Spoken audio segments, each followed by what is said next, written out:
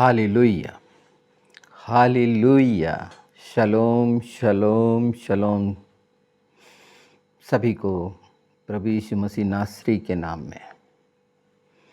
तो आज जो परमेश्वर का पवित्र वचन है, हमारा प्रभु यीशुआ मसाया जो आत्मा है, आत्मा क्या चाहता है। और हमने पिछले समय में देखा आत्मा का मार्ग, आत्मा के चलाए चलना, संसार का मार्ग, शरीर का मार्ग, रीति रिवाज का मार्ग और आत्मा का मार्ग। इन अंतरों को पहचानना बहुत आवश्यक है। मसीहत निश्चित अलग पहचानी जाती। मसीहत में जितने क्रिश्चियंस हैं, दयालुता में उनकी पहचान है। पूरे नर्सिंग सेक्शन में उनके जैसे काम कोई दूसरा नहीं कर सकता। ये प्रमाणित है। मिशन स्कूल की शिक्षाएं प्रमाणित हैं। चाहे कोई बहुत बड़ी बड़ी भी बात करे तो भी कोई मायना नहीं है। हम उसमें नहीं जाएंगे कि कौन क्या कहता है इस संबंध में, पर सच यही है। और ये सच सिर्फ पवित्र शास्त्र के कारण है, इस बाइबल के कारण है, परमेश्वर के वचन के कारण है, संसार की शिक्षा के कारण नहीं है, बहुत बड़े बुद्धिमानों की शिक्षा के कारण नहीं है। सृष्टि रचयिता ने जो अपने अल्फाज दी शुरू से, जिसको हम शब्द कहते हैं, वचन कहते हैं। हाँ, ट्रांसलेशन में बहुत सारी मिस्टेकें लोगों की हुई हैं, बता नहीं पाए। जैसे तोरा वो प्रकाश है, वो सिर्फ यहूदियों की किताब नहीं है। परमेश्वर ने एक रीति अपनी निज कौम को सिखाने के लिए हमारे सामने एक रोड मॉडल रखा था कि वैसा करना है। संसार में बहुत सारे रीति रिवाज चल रहे थे आस्था के अनुसार, हमें उन पर नहीं करनी है बात, क्योंकि उनके विश्वास का कारण वही है। वो विश्वास करते हैं, इसलिए उस पर उनको व्यवस्था नहीं दी गई। पवित्र शास्त्र में कहा गया है कि उनका न्याय उनकी व्यवस्था के द्वारा जो उनने किया, भले भले काम जो कर्म प्रधान मानते हैं, उद्धार के लिए, मोक्ष के लिए, अपने कर्मों पर विश्वास करके ये सोचते हैं कि जीवन पालेंगे, तो उनकी जो वो हिस्सा जो उनको भ्रमित किया हुआ है कि उन्होंने अपने आप को कभी पापी माना ही नहीं, पाप को अधर्म से जोड़ दिया, जबकि पाप डेथ को दिखाती है, अलग करने को दिखाती है जीवन से। और जीवन से मनुष्य अलग हुआ, इसीलिए तो परमेश्वर ने अपना बलिदान दिया। ये परमेश्वर का बलिदान था, जिसका नाम था प्रभु यीशु मसीह नासरी, क्योंकि नहीं तो पहचाना नहीं जा सकता था। आत्मा का परमेश्वर को पहचानना असंभव था मनुष्य के लिए।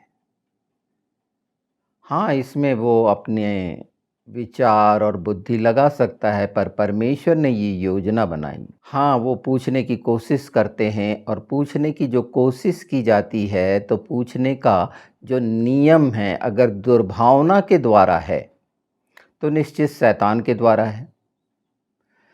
परमेश्वर के वचन को छोटा करने की, उसमें गलती निकालने की अगर कोशिश है तो शैतान के द्वारा है, दुष्ट के द्वारा है। क्योंकि दुष्ट तो चाहता ही नहीं, दुष्ट सिर्फ एक ही बात है जिसके कारण वो लगातार लगातार कोशिश कर रहा है कि वचन मनुष्य के हृदय में जड़ न जमा ले। मत्ती 13 में, मरकुस 4 में इस तरह का है। ये मत्ती, मरकुस, लूक में ये बीज का सिद्धांत बताया गया है। बीज का जो सिद्धांत है, वो वचन का सिद्धांत है। हमारा हृदय, विवेक, ये तमाम अस्तित्व वो खेती है, वो ज़मीन है जिसमें वो रहना चाहिए।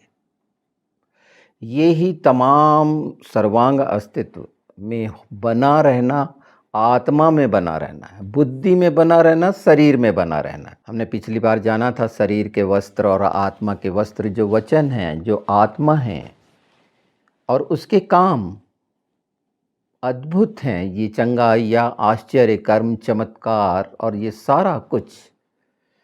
लोग भ्रमित हैं। परमेश्वर ने सृष्टि बनाई, उसमें भी दुष्ट ने नाना प्रकार के कैसे कैसे लोग आ गए, है ना, कि एक बड़ा वाला विस्फोट। और अरे परमेश्वर बोलेगा तो विस्फोट होगा ही ना। वो संसार का बनाने वाला बोल रहा है, अपने जैसे क्यों समझ रहे हो। और वो जो बोलेगा उससे होगा, और वही शब्द हैं जो पूरे हो रहे हैं। आपको एक बार ध्यान देना चाहिए, ये भविष्यवाणियाँ जो पवित्र शास्त्र, क्योंकि ये पूरा बाइबल जो पवित्र शास्त्र है ये भविष्यवाणी की किताब है।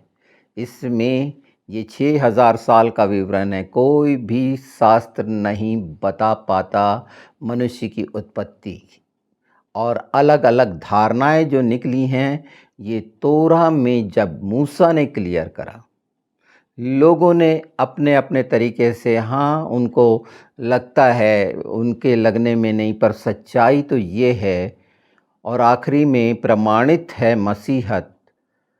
लोग अपनी अपनी कोशिश से, शैतान जो उनके पीछे पड़ा है, बहुत सारी बातें करते हैं। मूर्ति पूजक अलग करते हैं। मूर्ति उनके लिए एक परमेश्वर के नज़दीक पहुंचने का मार्ग है। हम जो समझते हैं मूर्ति, वो मूर्ति हैं जो मनुष्य अपने हृदय में बनाता है। लोभ, लालच, झूठ, चालाकी, ये मूर्तियां हैं। जैसे आज के समय में टीवी, ये तमाम चीज़ें जो व्यभिचार की देखने के लिए उत्साहित होता है इंसान। टीवी में कैसे कैसे सीरियल, कैसे कैसे आकर्षण, और उसी में फंसा रहता है। ये उसके लिए मूर्ति हो गई, जिसमें जिसका जो गुलाम हो गया वो उसके लिए मूर्ति हो गई। अलग अलग धारणाएं, अलग अलग पंथ की हैं, पर मुख्य जो परमेश्वर का वचन जो प्रमाणित करता है। और आज मसीहत जो क्रिश्चियन हैं सारे संसार में, मैं ये नहीं कह रहा कि सब, हाँ कुछ लोग ऐसे हैं जो भटकते हैं और नाना प्रकार की चीज़ों में, लोभ लालच में पड़ के गिरते हैं, पर हकीकत बहुत साफ है। अब मैं उस हिस्से पे जाता हूँ जहाँ पर हम अंतिम दिनों में हैं, अंतिम समय में हैं, और एक तैयारी के लिए, एक युद्ध के लिए जो दुष्ट आत्माओं से है। और आत्मा के हथियार, आत्मा का हथियार वचन है, जो परमेश्वर पिता ने इस्तेमाल किया, प्रभु यीशु ने इस्तेमाल किया। हर उस बात को जो प्रकाश के विरुद्ध में आती है वो नाश हो, चाहे वो अंधेरा बीमारी लेके आए, या कमी, कंगाली, कुछ भी ऐसी कमी जो आशीष के विरुद्ध में है। तो वचन की तलवार, जो आज एक हिस्से को जानेंगे, पर उसके पहले फलों को अपने जीवन में जब तक आप धारण नहीं करेंगे, ग्रहण नहीं करेंगे उस वचन को, वचन अपने आप में जीवित है, उसके लिए कोई प्रयास की ज़रूरत नहीं है, पर वो मनुष्य का बोला हुआ नहीं है, ये याद रखना है। और जो वचन परमेश्वर का है, पवित्र शास्त्र में बोला गया है, उसकी तुलना या उस पे शंका करना शरीर का स्वभाव है, और ये दुष्ट का स्वभाव है जो नहीं चाहता कि मजबूती आए। हमारे मन की कई ऐसी भावनाएं, कई ऐसे विचार हैं जो हो सकता है, अभी जैसे मैं आपको बता रहा हूं तो आपका ध्यान कहीं और लग रहा होगा, हो सकता है। सुनना तो चाह रहे हैं पर सुन नहीं पा रहे हैं क्योंकि मन कहीं लगा है। और यही तो करता है दुष्ट वचन के लिए कि सुन नहीं पाए। ये वो जो रोड के किनारे गिरा हुआ वचन, ये 3 है ना, चट्टान पर, झाड़ियों में, और इसको बहुत अच्छे से सभी ने समझाया है।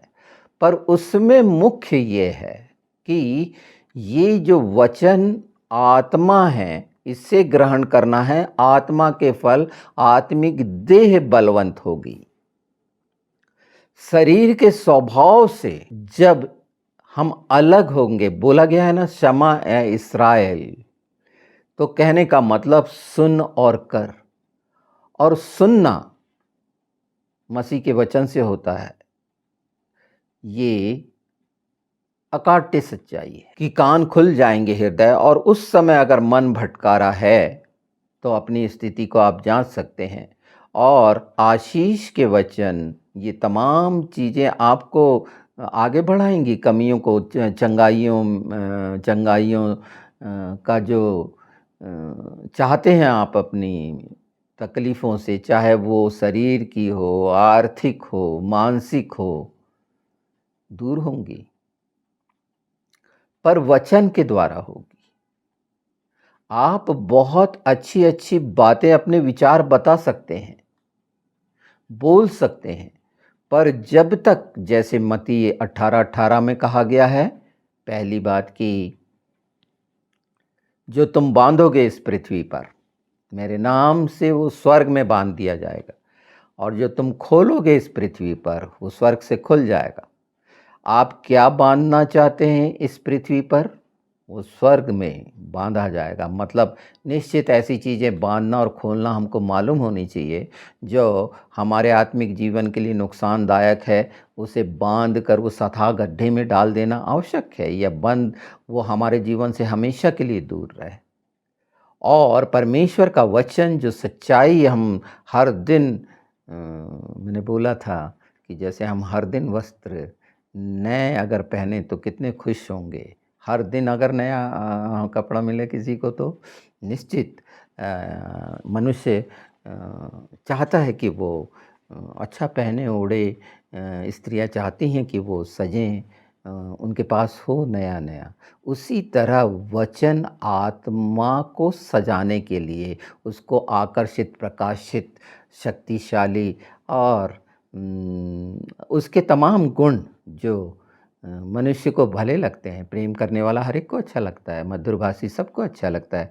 जिसके जीवन में नम्रता हो, कोमलता हो, जिसकी आवाज़ के द्वारा हृदय में कुछ ऐसा एहसास होता हो जो मनुष्य को भाता है, हर कोई पसंद करता है। तो ये वचन अगर हम ओढ़ लेना, पहन लेना, धारण कर लेना, ग्रहण कर लेना, और फल लाएंगे।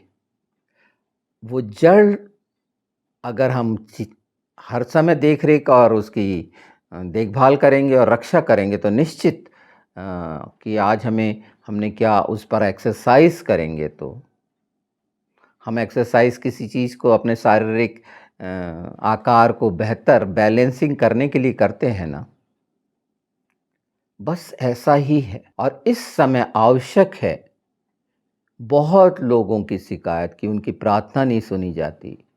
तो हमारा कर्तव्य है कि ऐसे लोगों के लिए प्रार्थना करें, आत्मा में उनको उठाएं। निश्चित एक समय में 21 दिन तक जिब्राइल रुका रहा ना दानियल के समय में, और बताया था कि वहाँ का जो प्रधान है उसने रोका। तो रोकने वाला अपना काम कर रहा है, चोर अपना काम कर रहा है। अगर हम कीमती समझते हैं वचन को, वो आभूषण समझते हैं, वहाँ के हीरे मोती समझते हैं जो स्वर्गीय हैं, अगर उसको जो भी आप जितना बहुमूल्य समझते हैं उसको धारण करके रखेंगे, तो निश्चित दुष्ट चुराएगा नहीं, और आप कहेंगे नहीं कि मैं भूल जाता हूँ। मसीहत को साबित करने की कोई ज़रूरत नहीं है। अपने अपने समय पर पवित्र आत्मा के द्वारा सारे काम होंगे। हाँ, हमारी दृष्टि में ये तूफ़ान दिख रहा है। आपको याद है पतरस जब तूफ़ान को देख रहा था, तो ये सारे संसार में जो दुष्टता का तूफ़ान, नाना प्रकार की युद्ध की और जाति पे जाति की चढ़ाई और ये सारा कुछ, तो इससे विचलित होने की जगह प्रभु की ओर देखना, वचन को देखना है, खुली आँखों से सुनना है। एक आकार को देखने की कोशिश मत करो। एक आकार उस कि मनुष्य का आकार यीशु को ऐसा है, यीशु ऐसा नहीं। 2000 साल पहले लोगों ने तस्वीर बनाई है, वो हमारे कोई काम की नहीं। आत्मा की तस्वीर का क्या लेना देना, वो तो आत्मा ही जानेगा।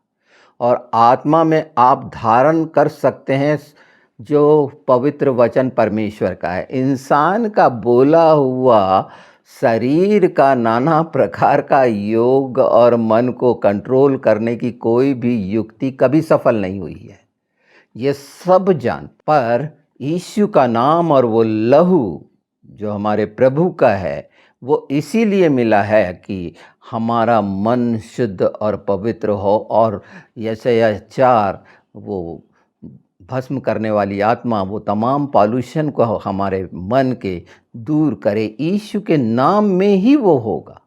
कोई मनुष्य सोचे कि अपने इस तरह से सुन के बोलें तो नहीं नहीं नहीं नहीं। जब तक वो वचन अनुग्रह के कारण जैसे देदारी हुआ, हम मानेंगे कि हम अनुग्रह के कारण हैं, हम अनुग्रह के तहत हैं, परमेश्वर यीशु की धार्मिकता में हैं, तो ये हमारी आइडेंटिटी है जिसके कारण हमको मिलता है। हम पहचाने जाते हैं, यीशु के द्वारा हम पहचाने जाते हैं स्वर्गीय स्थानों में।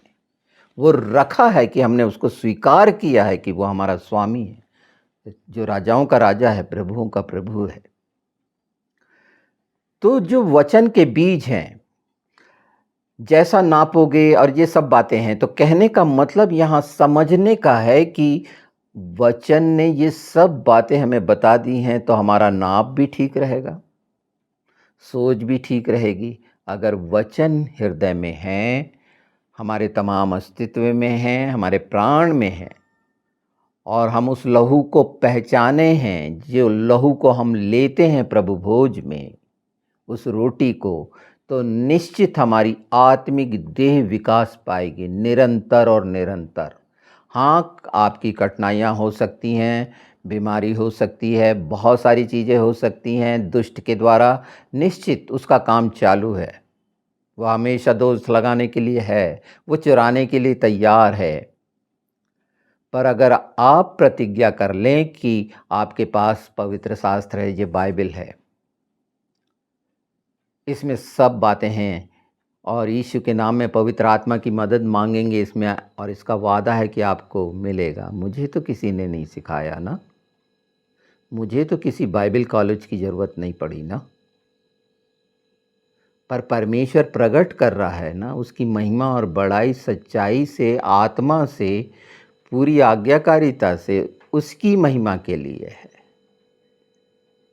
आत्मा कहता है, ये सच्चाई है कि सिर्फ उसकी महिमा हो, और ईमानदारी और आज्ञाकारिता के साथ उसके भय में रह के। तो संसार का फिर कैसा भय? निश्चित बहुत भयानक समय आने वाला है, महाक्लेश का पहले से रख दिया गया है, प्रभु यीशु का आगमन निश्चित है।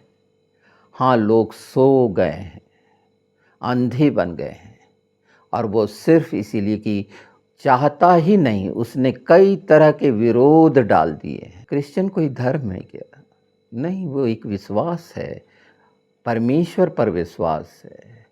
धर्मों की लड़ाई वो लड़ें जो लड़ रहे हैं, जिन्होंने अपने बनाए हुए हैं।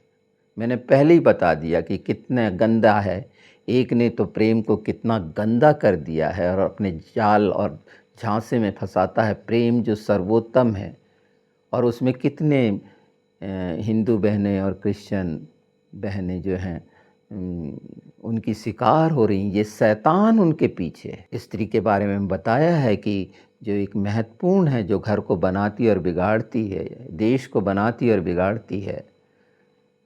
आज क्या हालात हैं, होमोसेक्स का बता दिया है। ये वचन की कमी नहीं चाहता। आज सबसे ज़्यादा बाइबल जलाई जाती है, बाइबल को प्रतिबंधित किया जाता है, लोग बाइबल के विरोधी हैं परमेश्वर। तो वो लोग हैं क्या? उसके पीछे वो शैतान, वो कट्टरता कि शैतान नहीं चाहता। और एक बार अगर ये प्रत्येक के घर में पढ़ने लगें सिर्फ कि ये परमेश्वर का वचन है, किसी धर्म का नहीं, ये परमेश्वर का वचन है, तो मैं आज यीशु मसीह नासरी के नाम में ये कहता हूँ कि वो घर में उजाला आ जाएगा। वो तमाम चीज़ें प्रभु यीशु के नाम में होने लगेंगी। पर मनुष्य को इतना कठोर कर दिया गया है, कोई भी बीज जैसे मैं आज बता रहा हूँ तो वो जड़ नहीं पकड़ेगा, चट्टान पर गिरा हुआ नहीं, संसार की झंझटों में झाड़ियों में फंसा हुआ नहीं। तो जैसे हम पानी की प्यास लगती है और पानी के लिए तड़पते हैं, एक बूंद पानी के लिए कभी तड़पे हो क्या?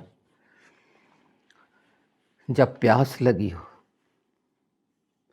एक सुंदर जीवन प्रत्येक मनुष्य का है और हम मसीहों की जवाबदारी ये है कि हमारे परिवार में दुष्ट किसी भी रीति से किसी भी रिश्ते को ना तोड़े, अपने रिश्तों को मत खोना।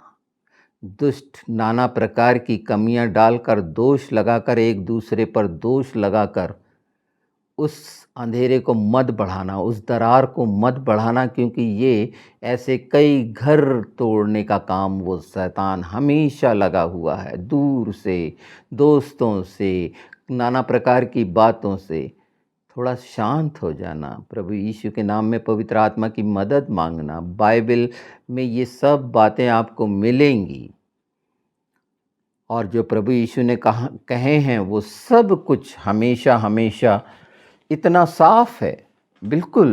तो एक बीज के सिद्धांत का जो होना है, आत्मा में वचन का फल संसार की शारीरिक अवस्था से छुटकारा देगा। वो जो बुद्धिमानी का बेकार का कोड़ लगा हुआ है, जो कहीं ना कहीं पर गलत साबित हो जाता है, अधूरा है, उस पर आश्रित ना हो। पूर्ण सिर्फ परमेश्वर है, उसका स्वभाव, उसका आचरण। लोगों की बहुत सारी चीज़ें हैं, उन पर अपना समय बर्बाद करने से ज़्यादा अच्छा एक अच्छा परिवार, एक देश में अगर प्रतिज्ञा करता है तो प्रत्येक परिवार अगर प्रतिज्ञा करे कि वो ईमानदार रहेगा, तो ईमानदार रहना कितना कठिन है। ये प्रत्येक सदस्य अगर ऐसा करता है तो वो शैतान से छुटकारा पाना, तो ये मसीहत कर सकती, ये बचाएगी भी मसीहत, क्योंकि ये परमेश्वर के वचन है, मनुष्यों के द्वारा नहीं है। लोगों की शंकाएं हैं, वो विवाद कर सकते हैं, कैसे उतरे, क्या उतरे, ये विषय नहीं है। हम प्रमाण हैं उसके जीते जागते, वो 12 चेले और हर बात प्रमाण है। हाँ, अंधों को आप प्रमाण कितना ही दिखाएंगे, वो अंधे हैं, नहीं देखेंगे, गलतफहमी में हैं, वो अपने आप को बुद्धिजीवी मानते हैं। और जिसको अगर भ्रम हो गया है बुद्धिमान होने का, तो परमेश्वर ने बुद्धिमानों के लिए लिखा है कि मूर्खों के द्वारा वो लज्जित किए जाएंगे। ये सब बातों में जब हमने जान लिया कि वो हर समय हमारे विरोध में ये सारा कुछ चाहता है कि नर्क में जाए मनुष्य, और लोग तैयार हैं, उन्हें बेफिक्र हो चुके हैं, पर इसका मतलब वो सफल होंगे नहीं। अंतिम समय में पुकारने की अवस्था में तमाम घमंड और गर्व खत्म हो जाएगा, पद प्रतिष्ठा और आंसू बहाना, लार बहाना शुरू हो जाएगा। हर कोई मनुष्य भावुक है, उसमें भावनाएं हैं, वो प्रेम करने वाला है, आराधना करने वाला है। हाँ, उसे जिसे अपने पर घमंड है, निश्चित वो परमेश्वर का विरोधी है, वो शैतान के द्वारा है, जो सोचता है कि मैं ये कर लूँगा। तो हर जो ऊंचाई पे चढ़ा है वो गिरा है। नतीजे देख रहे हैं, चाहे वो धार्मिक हो, राजनैतिक हो, कोई क्षेत्र हो। मनुष्य कुछ समय का है, लोगों की ये परिकल्पनाओं पर न जाकर, विवादों में न रहकर हमें हथियार मिले हैं। इफिसियों 6 साफ साफ मिले हैं। मसीह माँ बहनें जो हैं उनके दायित्व ज़्यादा बनते हैं, पुरुषों के ज़्यादा बनते हैं, कि वो अपने आचरण को देखें, क्योंकि मसीहत के बीच में भी ये दुष्टता के घिनौनी शैतानियत घुस चुकी है और नाना प्रकार के प्रलोभन में फंसा रही है, ये देख रहे हो। और उनके उल्टे सीधे रीति रिवाज बने, जहाँ जहाँ बने हैं ऐसे चर्च में, निश्चित फाइनल वो शैतान के द्वारा है। अगर किसी तरह से शारीरिक कर्म के द्वारा कोई लाभ दिलाने की बात करता है और उसके पीछे छिपा हुआ जो हिस्सा है आशीष के नाम पर पैसा, तो समझ लो कि वो भेड़िया है, धोखा देने आया है। और उस पूरे चर्च पर अगर वो इस तरह से बना है तो वो कलीसिया नहीं हो सकती। चर्च परमेश्वर के लोग, उसकी दुल्हन, उसकी प्रजा। इसको बिल्कुल चेक करना, क्योंकि ये हो रहा है और बहुत भयानक तरीके से बहुत सारी चीज़ें घुस आई हैं इसके अंदर, क्योंकि और दूसरा चारा नहीं है। दूसरी बात कि ये जो आत्मा के मार्ग में, क्योंकि आत्मा का मार्ग है, मार्ग सत्य और जीवन, प्रभु यीशु ने कहा आत्मा अनुग्रह के कारण देदारी हुई, आमीन। और आत्मा का है ये मार्ग जो यीशु प्रभु ने हमें दिए हैं, संसार का मार्ग नहीं है, बिल्कुल बिल्कुल नहीं। संसार के तमाम मार्गों से अलग है ये आत्मा का, इसलिए आत्मा के फल हैं, आत्मा की सच्चाई है, प्रमाण है। और वचन आत्मा है। परमेश्वर ने कहा, आत्मा ने कहा है। लोग कहते हैं कि फलाने मार्टिन लूथर किंग ने ये कहा, नामी गिरामी लोगों ने ये कहा है, शेक्सपियर ने ये कहा और वो कहा। वो लोग हैं जो मर गए। लोगों ने जो कहा अब लोगों का है, संसार का, शरीर का है। पर परमेश्वर जो सृष्टि रचेता है उसका हमेशा क्या है। और प्रभु यीशु खुदा है फाइनल। और वो जो बोला है, अगर उसको एक बार पढ़ोगे, सुनोगे, समझोगे, अपनी तमाम भ्रांतियों और शंकाओं से हटकर धर्म परिवर्तन नाम के नाम से मसीह को अपना विरोधी मत बना लो। दुष्ट यही चाहता है कि नाश हो जाओ, और देख रहे हो। पर जो वचन की तलवार है उसके, अब मैं ये आखिरी में जाते जाते इस बात को बता देता हूँ, जिसकी अब समय कम है तो नेक्स्ट में इसको, और आप इसको ज़रूर देखना, जो इस पे आत्मा से मांगना। हर वो आत्मिक योद्धा जो चाहता है आत्मिक युद्ध उस सेना से जो दुष्ट आत्माओं के द्वारा मनुष्य को नाश कर रही है, तो एजकेल जो पवित्र शास्त्र में से एजकेल परमेश्वर पिता यहोवा कह रहे हैं, और तलवार के विषय में जो अपने आप को धर्मी कहते हैं। पृथ्वी पर कोई धर्मी नहीं है, धर्मी सिर्फ परमेश्वर है। जो मनुष्य के जीवन में मृत्यु आती है वो धर्मी हो ही कैसे सकता। मनुष्य की अपनी परिभाषा के अनुसार वो तमाम अच्छे कर्म और ये सब जोड़ सकते हो, फिर भी उसको मौत आती है। जैसे गरीब को आती है वैसे धनवान को आती है, जैसे जानवर को आती है वैसे इंसान को आती है, मौत आती है। मनुष्य धर्मी नहीं हो सकता। वो धर्मी कहलाने की कोशिश कर सकता है विचारों के द्वारा, कर्मों के द्वारा। उसको एक आवरण है, पर उसकी पूरी पूरी जो परिभाषा है जिसमें जीवन हो हमेशा का। इसीलिए धार्मिकता शब्द आया कि हम प्रभु यीशु की धार्मिकता में हैं जो मृत्यु पर जयवंत है। तो ये धर्मी अधर्मी ये सब इनका फैसला होगा, पर विश्वासी जो उसकी धार्मिकता में है, जो उसके चलाए चलते हैं, अर्थात आत्मा के चलाए चलते हैं, आत्मा के मार्ग मालूम है, वचन पर निर्भर हैं, प्रभु यीशु पर निर्भर हैं, पवित्र आत्मा पर निर्भर हैं, और विश्वास करते हैं वो निर्भर उसकी, और प्रतीति करते हैं। जैसा कहा गया है, तो जहाँ 2 और 3 इकट्ठे होंगे वहाँ मैं हूँगा। पहली बात 18-18 का हमने देख लिया था, बांधना खोलना।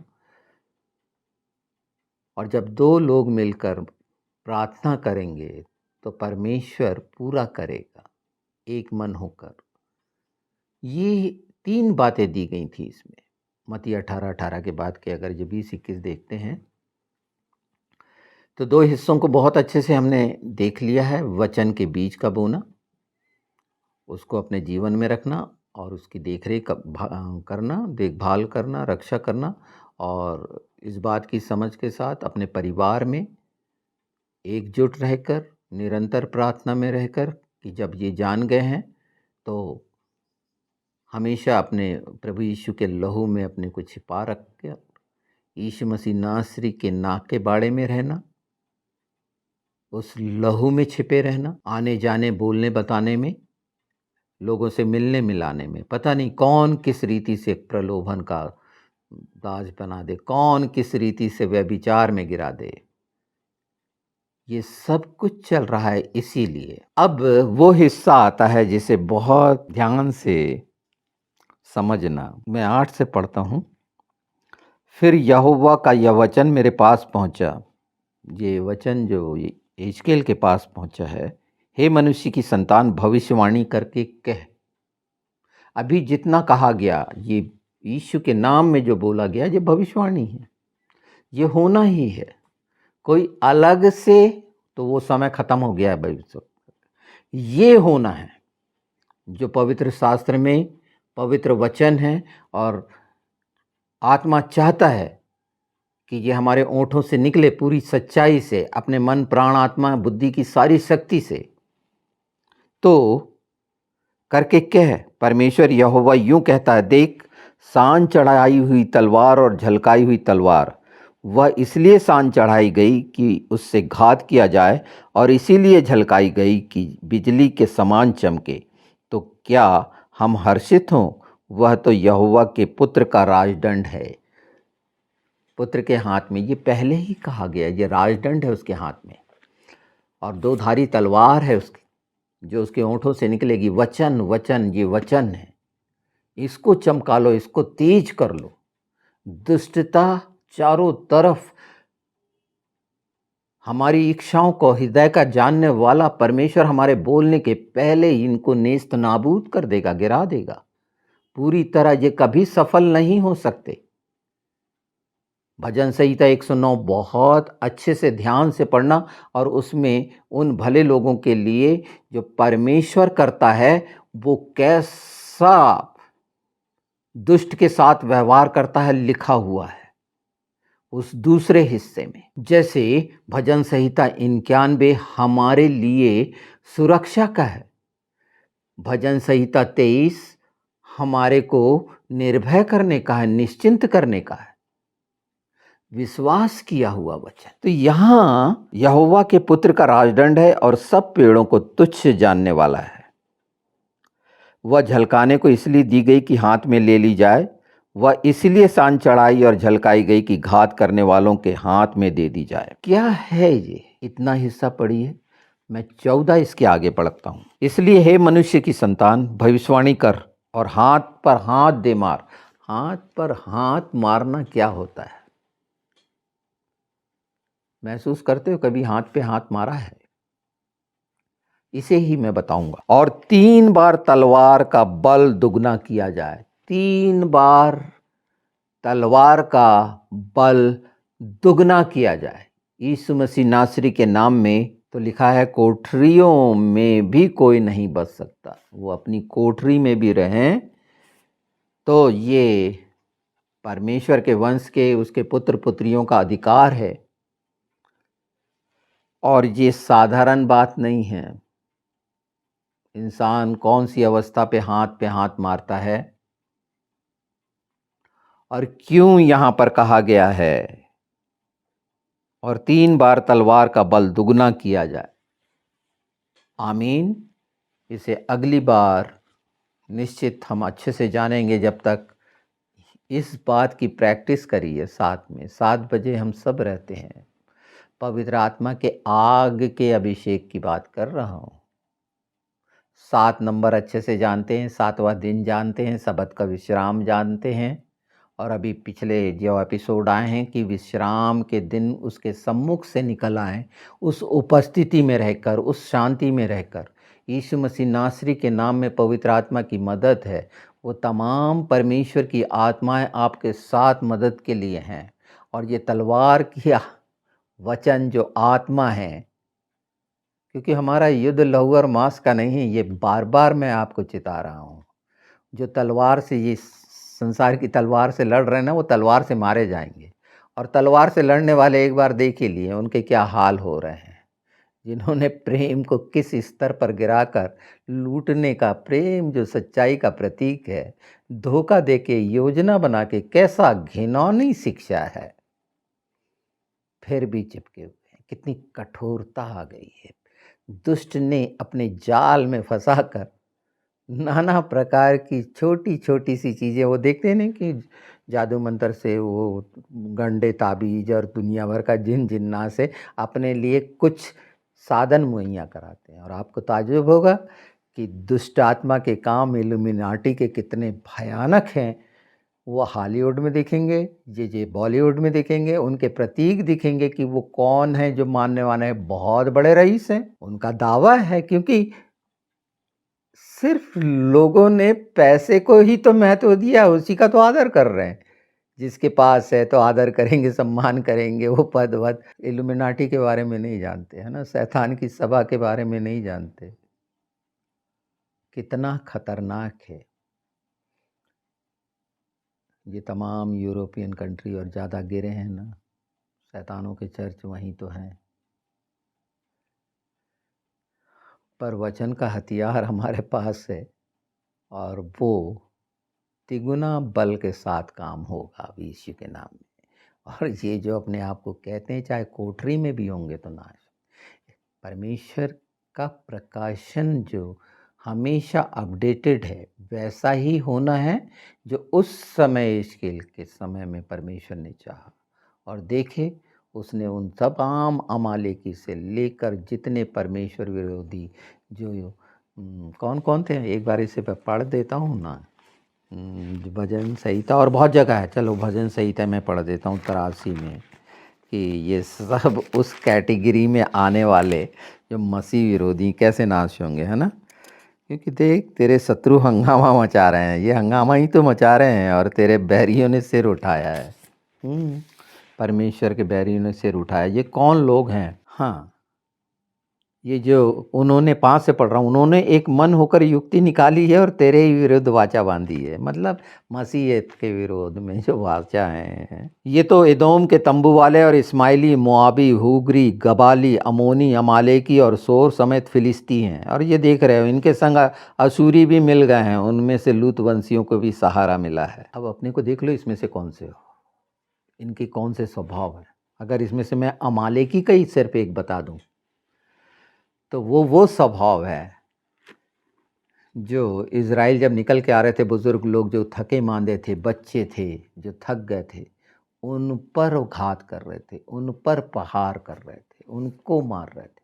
आज इसी तरह के ये छुपे हुए, निम्रोद को सबसे बड़ा शिकारी बोला गया, सबसे गंदा स्वरूप शिकारी का होता है जो छुप कर नाना प्रकार की गंदी युक्तियों से, जैसे हमारे यहाँ बोलते हैं ना, चाणक्य को चाणक्य जिसकी गंदी शिक्षा, शाम दाम दंड भेद, उसको अच्छा मानते हैं। कैसे अच्छा मान लेते हैं, सोचो। सम्मान देते हैं उसको। जो एन केन प्रकारन बोलते हैं, युद्ध और प्रेम में सब जायज है, युद्ध और प्रेम में सब जायज है। जो ये बिल्कुल, ये 100% कहते हैं। ये शब्द आपको कैसा लगता है? ये मनुष्य का बनाया हुआ कितना गलत धारणा है। और वही लोग अच्छी अच्छी बातें बताने की कोशिश करते हैं जिनकी नींव ये है। वो तमाम जो अभी तमाम हादसे और घटनाएं चल रही हैं, उन लोगों को सोचना चाहिए जो बोलते हैं युद्ध और प्रेम में सब जायज है। बहुत सारी चीज़ें आप लोगों ने देखी हैं। अब देखो, इस पर विचार करो ना, और इससे समझ लो ना कि जिसने ये बनाया है वो हमारी पूरी इंसानियत को, मानवता को ख़त्म करने के लिए बनाया है। आज हम सब मनुष्य हैं। ये बांटने वाले जो सिर्फ प्रलोभन में फंसे हुए, दुष्ट आत्मा के अधीन है, इब्लिस के, शैतान के, ये समझ लीजिए। मैंने सिर्फ ये बात बताई, काफ़ी है। अगर आँख खोलना है, जाग जाना है तो मुर्दों में से जाग जाओ। अपने मरा, तुम जीवन नहीं जी रहे हो, एक लाश हो चलती फिरती, तुम्हें जीवन थोड़ी है। आत्मा तुम में है ही नहीं जो मरी हुई है। मरी हुई आत्मा ही तो पाप है। तुम प्राण को तैयार कर रहे हो। प्राण से आत्मा जीवित नहीं हो सकती। प्राण का क्षेत्र अलग है, जो नाना प्रकार के योग, रेकी और पता नहीं क्या क्या चीज़ें हैं, जो चक्रों से, शरीर की क्रियाओं से रिलेटेड हैं। हो सकता है उसमें बहुत शक्तिशाली हो जाओ, पर तुम मर जाओगे और नरक में जाओगे। उद्धार प्रभु यीशु के द्वारा है और परमेश्वर का प्रेम प्रकट हुआ है, वो महान प्रेम, ये संसार का प्रेम नहीं। और प्रेम की परिभाषा अच्छे से 13 पढ़ लो, पहला कुरिन्थी। और परमेश्वर प्रेम क्यों है, अगर उसके डिवाइन को समझना है। कुछ लोग तो स्वभाव के बारे में बात करते हैं, जिन्हें स्वभाव के बारे में जानकारी तक नहीं कि इसकी फुलफिलनेस कैसी है। तो यहूदियों से जाके सीख लो उनके तोरा में कि एट्रीब्यूट क्या होते हैं। ओमेर में ये 49 डेज़ के सीखते हैं। अगर जानकारी नहीं है तो देखो कि जितना तुम सोचते हो, जहाँ तुम ख़त्म होते हो, वहाँ से उनकी ये शिक्षाएं हैं, परमेश्वर ने दी हैं। पर हमें प्रभु यीशु मसीह नासरी के द्वारा मिला है। वो जो परमेश्वर है उसने दिया है। हमारे लिए सबसे कीमती बात ये है, मनुष्य ने जो अपना बनाया। आज पवित्र आत्मा का समय है, एक समय परमेश्वर का था, जो यहूदियों के साथ था, इजराइलियों के साथ था, और तमाम लोग उस समय जो जो जहाँ जहाँ से उठाए हैं, सबको कुचला गया है। क्यों कुचला गया है? अब समझ में आ रहा होगा कि वो शैतान के हाथ की कठपुतली थी और विरोध में काम करते थे। और आज भी जैसा समलैंगिकता और ये सब चीज़ों को जो महत्व दे रहे हो ना, आज नैतिकता का क्या स्तर है? जो सभ्यता और संस्कृति का गाना गाते थे, क्या है? आज बैठ के जो पिक्चरें और सारी मूवीज़ देखते हो, जहाँ भद्दी भाषाओं का इस्तेमाल होता है। आजकल माँ बाप, बड़े बुज़ुर्ग और छोटे बच्चे सब मज़े लेते हैं उसमें। शर्म ख़त्म हो गई है। सभ्यता और संस्कृति की बात करते हो तो ये समझ लो कि इस बात का कारण मैंने बता दिया कि आत्मा के वचन आपके पास नहीं है, और वो सिर्फ पवित्र शास्त्र बाइबल में मिलेंगे, आपकी कोई किताब में नहीं मिल सकते। मैं आपकी किताबों का विरोधी नहीं हूँ, बहुत अच्छी अच्छी बातें सिखाते हैं, ठीक है, कहानियाँ बहुत अच्छी है, पर आत्मा का मार्ग अलग है। वहाँ पर कोई बहस नहीं है। वो प्रमाणित करता है सच्चाई, जैसे यीशु जीवित खुदा है। हालेलुया, आमीन। सबको सलोम।